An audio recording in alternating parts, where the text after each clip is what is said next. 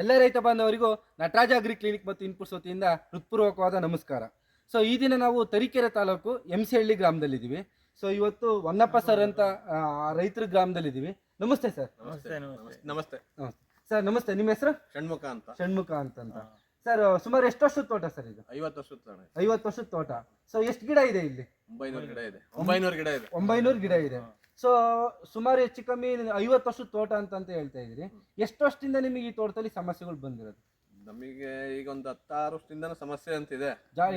ಏನ್ ಸಮಸ್ಯೆಗಳು ಬರ್ತಾ ಇದೆ ಅಂದ್ರೆ ಮುಂಚೆ ಪ್ರಾಯ ತೋಟ ಇದ್ದಾಗ ಒಂಥರ ಇಳುವರಿ ಬರ್ತಾ ಇತ್ತು. ಈಗ ನಮ್ದು ಮಿಡ್ಲೇಜ್ ಅಲ್ಲಿ ಇದೀವಿ. ರೋಗ ಲಕ್ಷಣಗಳು ಇದಾವೆ. ಇಡುಗಲು ಮುಂಡಿ ರೋಗನೇ ಆಗ್ಲಿ, ಎಂಡೋಳ್ಕನೆ ಆಗ್ಲಿ, ಹರಳುದ್ರದೇ ಆಗ್ಲಿ, ಹಿಂಗಾರು ಸಿಹಿಯದೇ ಆಗ್ಲಿ, ಎಲ್ಲಾ ಸಮಸ್ಯೆಗಳು ಇದ್ವು ನಮ್ಮಲ್ಲಿ. ತುಂಬಾ ಸಮಸ್ಯೆ ಇತ್ತು. ಸೊ ಈ ಸಮಸ್ಯೆಗಳಿಗೆ ನಿಮಗೆ ಏನು ಮಾಹಿತಿಗಳು ನಮ್ಮ ನಟರಾಜ ಅಗ್ರಿ ಕ್ಲಿನಿಕ್ ಮತ್ತು ಇನ್ಪುಟ್ಸ್? ಸೊ ನಿಮಗೆ ಮಾಹಿತಿ ಕೊಡೋದಕ್ಕೆ ಎಷ್ಟು ವರ್ಷದಿಂದ ಸ್ಟಾರ್ಟ್ ಮಾಡಿರೋದು? ನೀವೀಗ ಒಂದು ವರ್ಷ ಆಯ್ತು. ಒಂದು ವರ್ಷ ಆಯ್ತು. ಸೊ ನಾವು ಸ್ಟಾರ್ಟ್ ಮಾಡಿ 1 ವರ್ಷ ಆಯ್ತು ಸರ್. ಸೊ ಅಡಿಕೆ ಬೆಳೆನಲ್ಲಿ ಮುಖ್ಯವಾಗಿ ನಿಮಗೆ ಏನೇನ್ ಮಾಹಿತಿಗಳನ್ನ ಕೊಡ್ತಾ ಬಂದು? ನೀವು ಕಾಲೇವ್ ಚೇಂಜ್ ಮಾಡಕ್ ಹೇಳಿದ್ರಿ, ವಾಟರ್ ನೀರನ್ನ ಕಂಟ್ರೋಲ್ ಅಲ್ಲಿ ಕೊಡಕ್ ಹೇಳಿದ್ರಿ. ಮತ್ತೆ ಮರಗಳಿಂದ ಇದ್ರಲ್ಲಿ ನಾವು ಕೊಡ್ತಾ ಇರೋ ಗೊಬ್ಬರದಲ್ಲಿ ಚೇಂಜಸ್ ಹೇಳಿದ್ರಿ ನೀವು. ಮುಂಚೆನೂ ನೀವು ಗೊಬ್ಬರ ಕೊಡ್ತಾ ಇದ್ರಿ. ಸೊ ಟೋಟಲಿ 900 ಗಿಡಕ್ಕೆ ಎಷ್ಟು ಖರ್ಚು ಮಾಡ್ತಾ ಇದ್ರಿ? ನಮ್ದು ಒಂದು ವರ್ಷಕ್ಕೆ ಏನಿಲ್ಲ ಅಂದ್ರೂ 40,000 ಎಕರೆ ಖರ್ಚಾಗ. ಒಂದ್ ಎಕರೆಗೆ 40,000 50,000 ಖರ್ಚು ಮಾಡ್ತಾ ಇದ್ರಿ. ಸೊ ಇವಾಗ ನಾವು 1 ವರ್ಷದಿಂದ ನಿಮಗೆ ಪರಿಚಯ ಆಗಿದೀವಿ ಸರ್. ಕೆಲವೊಂದು ಪದ್ಧತಿಗಳನ್ನ ನಿಮಗೆ ಬದಲಾವಣೆ ಮಾಡಿದೀವಿ.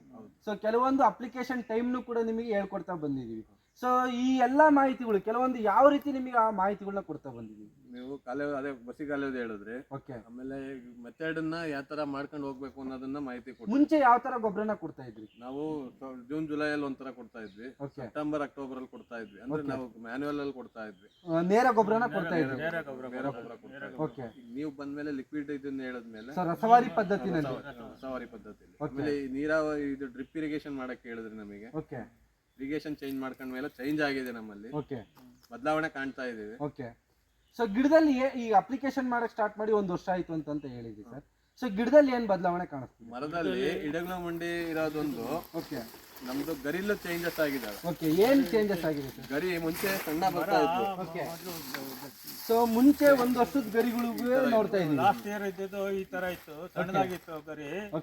ಈ ವರ್ಷ ಈಗ ಚೇಂಜ್ ಆಗಿ ಬರ್ತಾ ಇದೆ. ನಟರಾಜ್ ಇವ್ರು ಕೊಟ್ಟಿದ್ಮೇಲೆ, ನೀವು ಗೊಬ್ಬರ ಕೊಟ್ಟಿದ್ಮೇಲೆ ಈಗ ಲಾಂಗ್ ಆಗಿ ಬರ್ತಾ ಇದೆ. ಸೊ ಎಲೆಗಳು ಲಾಂಗ್ ಆಗಿ ಬರುತ್ತೆ. ಇದು ಜಾಸ್ತಿ ಬರ್ತಾ ಇದೆ. ಸುಮಾರು ನೀವು ನೋಡ್ತಾ ಇದೀವಿ. ಸೊ ಇಲ್ಲಿ ಎಲ್ಲಾ ರೈತರಿಗೂ ಯಾವುದನ್ನ ಮಾಹಿತಿ ಹೇಳೋದಕ್ಕೆ ಇಷ್ಟಪಡ್ತೀವಿ ಅಂತಂದ್ರೆ, ಸೊ ಒಂದೇದೇನು ಅಂತಂದ್ರೆ ನಾವು ಹಾಕೋ ಗೊಬ್ಬರಗಳು ಎಷ್ಟು ಮುಖ್ಯವಾಗಿರುತ್ತೋ, ನಾವು ಮಣ್ಣಿನ ಭೌತಿಕ ಗುಣಲಕ್ಷಣವನ್ನು ಕಾಪಾಡ್ತಕ್ಕಂಥದ್ದು ಅಡಿಕೆ ಬೆಳೆನಲ್ಲಿ ಮುಖ್ಯವಾಗಿರುತ್ತೆ. ಸೊ ಮುಂಚೆ ಯಾವ ರೀತಿ ಪ್ರಾಕ್ಟೀಸ್ ಇತ್ತು ಅಂತಂದ್ರೆ, ಈ ಜಮೀನಲ್ಲಿ ಯಥೇಚ್ಛವಾಗಿ ಚಾನಲ್ ನೀರು, ಸೊ ಚಾನಲ್ ನೀರನ್ನ ಕೊಡ್ತಕ್ಕಂಥ ಒಂದು ಪದ್ಧತಿನ ಅಳವಡಿಸ್ಕೊಂಡಿದ್ರು.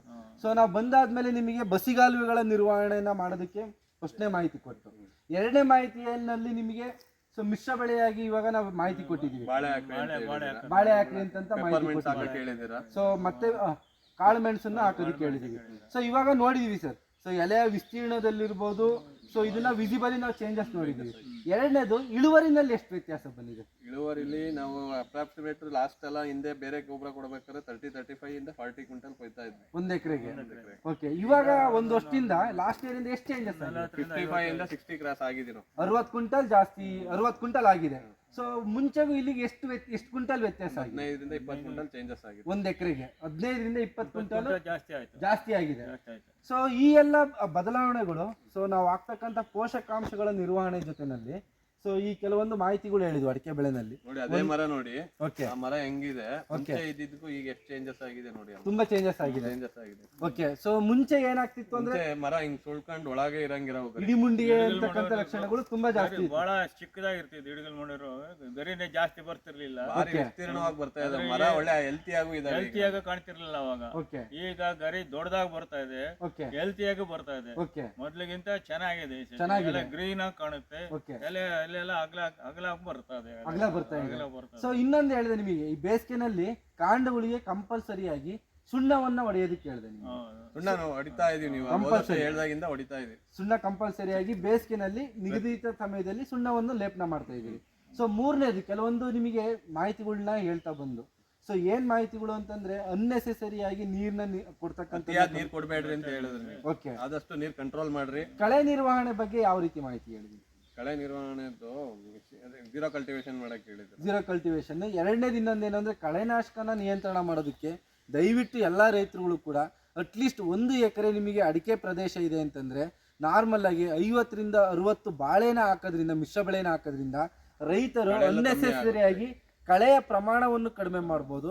ಎರಡನೇದು ಮಣ್ಣು ಕೂಡ ಮೃದುವಾಗುತ್ತೆ. ಸೊ ಎರಡನೇದು, ಸೊ ಮಣ್ಣಿನಲ್ಲಿ ಒಂದ್ಸತಿ ನೀವು ನೀರಾವರಿನ ಕೊಟ್ರಿ ಅಂತಂದ್ರೆ ತುಂಬಾ ದೀರ್ಘಾವಧಿಯವರೆಗೂ ಮಾಯಿಶ್ಚರ್ ಇರುತ್ತೆ. ಸೊ ಈ ಎಲ್ಲ ಒಂದು ನಮಗೆ ಉಪಯೋಗಗಳು ಇರೋದ್ರಿಂದ ಬಾಳೆನ ಮಿಶ್ರ ಬೆಳೆಯಾಗಿ ಬೆಳೆಯೋದ್ರಿಂದ ನಮ್ಮ ಅಡಿಕೆ ಬೆಳೆನಲ್ಲಿ ಸೊ ಬರ್ತಕ್ಕಂಥ ಸಮಸ್ಯೆಗಳು ಕಡಿಮೆ ಆಗುತ್ತೆ. ಎರಡನೇದು, ಇವಾಗ ಪೋಷಕಾಂಶಗಳ ನಿರ್ವಹಣೆನ ಹೇಳ್ತಾ ಬಂದು, ಈಗ ಟೈಮ್ನ ನಾವು ಕೆಲವೊಂದು ಟೈಮ್ನ ಅಪ್ಲಿಕೇಶನ್ ಟೈಮ್ನ ಹೇಳ್ತಾ ಬಂದಿದ್ದೀವಿ. ಸೊ ಯಾವ ಟೈಮಲ್ಲಿ ಹಾಕ್ಬೇಕು ಅಂತ ಹೇಳ್ತಾ ಬಂದಿದ್ದೀವಿ ಸರ್? ಫಸ್ಟ್ ಜನವರಿಲಿ ಕೊಡಕ್ಕೆ ಹೇಳಿದ್ರಿ. November December. ಓಕೆ, ಈಗ ಮತ್ತೆ ನವೆಂಬರ್ ಅಲ್ಲಿ ಕೊಡ್ತಾ ಇದ್ವಿ. ನವೆಂಬರ್ ಅಲ್ಲಿ ಕೊಡ್ತಾ ಇದ್ರಿ. ಸೊ ನೆಕ್ಸ್ಟ್ ಆಗಸ್ಟ್ ಮಂತ್ ಅಲ್ಲಿ, ಆಗಸ್ಟ್ ಜೂನ್ ಜುಲೈ ಅಲ್ಲಿ ಎರಡನೇ ಒಂದು ಅಪ್ಲಿಕೇಶನ್ ಕೂಡ ನಿಮಗೆ ಅಡ್ವೈಸ್ ಮಾಡಿದೀವಿ. ಸೊ ಇವಾಗ ಹಿಂಗಾರು ಒಣಗೋದು ಅಂತ ಹೇಳ್ತಾ ಇದ್ರಿ ಮುಂಚೆ. ಸೊ ಜನವರಿ ಫೆಬ್ರವರಿನಲ್ಲಿ ಬಂತು ಅಂದ್ರೆ ಹಿಂಗಾರು. ಓಕೆ, ಆಮೇಲೆ ಸ್ಪ್ರೇ ಮಾಡಿಸಿದ್ರಲ್ಲ, ಅದು ತುಂಬಾ ಚೇಂಜ್. ಹಿಂಗಾರು ಒಣಗೋದಕ್ಕೆ ನಿಮಗೆ ಸಿಂಪರಣೆನ ಹೇಳಿದೆ. ಸೊ ಈ ಮಾಹಿತಿಗಳು, ಸೊ ಹಿಂಗಾರಿನಲ್ಲಿ ಯಾವ ರೀತಿ ಬದಲಾವಣೆ ಆಗಿದೆ? ಹಿಂಗಾರು ಮುಂಚೆ ಶೀತ ಇತ್ತು. ಓಕೆ, ಸ್ಪ್ರೇ ಸಿಂಪರಣೆ ಆದ್ಮೇಲಿಂದ ಒಂದ್ ಸ್ವಲ್ಪ ಕಮ್ಮಿ ಆಗಿದೆ. ಹಿಂಗಾರಲ್ಲೂ ಚೇಂಜಸ್ ಇದೆ. ಓಕೆ, ಹಿಂಗಾರು ದೊಡ್ಡದಾಗೆ ಬರ್ತಾ ಇದಾವೆ. ಮುಂಚೆ ಅಷ್ಟು ಹಿಂಗಾರು ಅಷ್ಟು ಕಾಣ್ತಾ ಇರ್ಲಿಲ್ಲ. ಓಕೆ, ಅರಳುದ್ರದ್ದು ಕಮ್ಮಿ ಆಗಿದೆ. ಬೇರೆ ಮತ್ತೆ ಹಣ್ಣು ಹೊಡ್ಕನು ಕಮ್ಮಿ ಆಗಿದೆ. ಮುಂಚೆ ಇಷ್ಟು ಪ್ರದೇಶದಲ್ಲಿ ಎಷ್ಟು ನಿಮಗೆ ಹಣ್ಣು ಹೊಡ್ಕ ಮತ್ತೆ ಅರಳುದ್ರ ತುಂಬಾ ಕಾಣೋದು ಅವಾಗ ಜಾಸ್ತಿ, ತುಂಬಾ ಜಾಸ್ತಿ. ಲಾಸ್ಟ್ ಇಯರ್ 23 ಅಲ್ಲೆಲ್ಲ ನೋಡಿದ್ರೆ ಎಲ್ಲೆಲ್ಲಿ ನೋಡಿದ್ರು ಅಲ್ಲಲ್ಲೇ ಉದ್ರದ್ ಕಾಣೋದು. ಲಾಸ್ಟ್ ನಾವು ಜನವರಿ, ನೀವು ಲಾಸ್ಟ್ ಟೈಮ್ ಅಲ್ಲಿ ಸ್ಪ್ರೇ ಸಿಂಪರಣೆ ಮಾಡ್ತಿದ್ರಲ್ಲ, ಆ ಟೈಮ್ ಇಂದ ಈ ಇಯರ್ ಅಲ್ಲಿ ನೋಡ್ತಾ ಇರ್ತೀನಿ ನಾನು ತೋಟನ, ಅಷ್ಟು 90% ಕಮ್ಮಿ ಆಗಿದೆ. ನಮಗೆ 90% ಕಡಿಮೆ ಆಗಿದೆ. ಸೊ ಕೊನೆಯದಾಗಿ ನಮ್ಮ ನಟರಾಜ ಅಗ್ರಿ ಕ್ಲಿನಿಕ್ ಮತ್ತು ಇನ್ಪುಟ್ಸ್ ಕಡೆಯಿಂದ ನಿಮ್ಮ ಅಡಿಕೆ ಬೆಳೆನಲ್ಲಿ ಕೊಟ್ಟಿರ್ತಕ್ಕಂಥ ಮಾಹಿತಿ ನಿಮಗೆ ಆರ್ಥಿಕವಾಗಿ ಲಾಭ ಆಗಿದೆಯಾ? ಲಾಭ ಆಗಿದೆ. 100% ಲಾಭ ಆಗಿದೆ. 100% ಲಾಭ ಆಗಿದೆ. ಸೊ ಅಡ್ವೈಸ್ ಮಾಡಬಹುದು. ಸೊ ಅಡ್ವೈಸ್ ಇಂದಾನೆ ಚೇಂಜಸ್ ಆಗ್ತಾ ಇದೆ. ಆದ್ರಿಂದ ಲಾಭನೇ, ಅದು ಲಾಭನೇ. ಚೇಂಜಸ್ ಆದ್ರೂ ದುಡ್ಡು ಬರೋದಿರ್ಲಿ, ಓಕೆ, ನಮ್ಗೆ ಇಂಪ್ರೂವ್ಮೆಂಟ್ ಆಯ್ತು, ಚೇಂಜಸ್ ಆಯ್ತು, ಲಾಭನೇ ಅದು. ತೋಟನೂ ಚೆನ್ನಾಗಿ ಉಳ್ಕಂತು. ತೋಟ ಚೆನ್ನಾಗಿ ಬೆಳೆದ್ರಿಂದ, ಚೆನ್ನಾಗಿ ಕಾಣೋದ್ರಿಂದ ಈಲ್ಡ್ ಚೆನ್ನಾಗೂ ಬರುತ್ತೆ. ಈಲ್ಡ್ ಚೆನ್ನಾಗುತ್ತೆ. ಸೊ ಈ ಎಲ್ಲಾ ಮಾಹಿತಿ ನಮ್ ಕ್ಲಿನಿಕ್ ಇಂದ ಕೊಟ್ಟಿರೋದು ನಿಮಗೆ ಉಪಯೋಗ ಆಗಿದೆಯಲ್ಲ? ಸೊ ಬೇರೆ ಯಾವ ರೀತಿ ಸರ್ವಿಸ್ ನ ಕೊಡ್ತಾ ಬಂದಿದೀವಿ ನಿಮಗೆ? ನಮಗೆ ನೀವು ಕಾಲಕ್ರಮ ಕರೆದಲ್ಲೆಲ್ಲ ಟೈಮಲ್ಲಿ ಬರ್ತೀರಾ, ಈ ಟೈಮಲ್ಲಿ ಈ ತರ ಹಿಂಗ್ ಮಾಡ್ಕೋಬೇಕು ಅಂತೆಲ್ಲ ಸಜೆಷನ್ ತುಂಬಾ ಕೊಡ್ತಿದ್ದೀರಾ.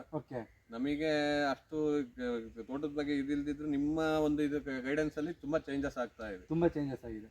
ಸೊ ನಮ್ಮ ನಟರಾಜ್ ಅಗ್ರಿ ಕ್ಲಿನಿಕ್ ಕಡೆಯಿಂದ ನಿಮಗೆ ಸರ್ವಿಸ್ ಕೊಡ್ತಾ ಇರೋದು 100% ಖುಷಿ ಆಗಿದೆ, ತೃಪ್ತಿ ಇದೆ. ಅದೇನೇ ನಿಜ, 100% ನಿಜ. Okay, thank you.